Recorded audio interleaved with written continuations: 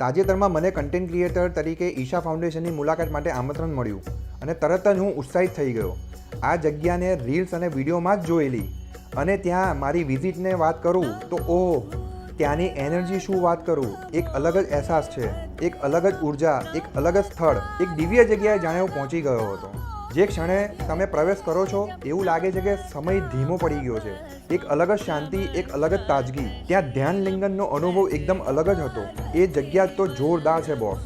ત્યાંના ઓર્ગેનિક ફાર્મની વાત કરું, અહીં માટીને પણ ધ્યાન કરે છે.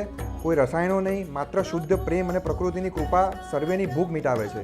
ઈશા વિદ્યાની વાત કરું તો ઈશા વિદ્યાના ત્યાં માત્ર શિક્ષણ જ નહીં, બાળકોના સર્વાંગી વિકાસ અને જાગૃતિ માટે કામ થાય છે. અને ત્યાંની ધીમી સવારી એટલે કે બળદગાડીની સવારીનો ઉબર નો મર્સડીઝ પણ ભારતના ગામડાઓની લાઈવ ઝલક. ઈશા ગ્રામોત્સવ એક એવો તહેવાર જ્યાં ગ્રામીણની રમતો, કળા અને પરંપરાઓ હૃદયપૂર્વક ઉજવવામાં આવે છે. ત્યાંના યોગ સેશન પણ જબરજસ્ત રહ્યા. લાઈફમાં બીજું શું જોઈએ. તો આ મારો ઈશા ફાઉન્ડેશનનો અનુભવ જે આશ્ચર્ય અને આધ્યાત્મિક વિકાસથી ભરેલો હતો. અને હા, હું તો કહું છું કે દરેક વ્યક્તિએ ઓછામાં ઓછો એકવાર આ અનુભવ કરવો જોઈએ.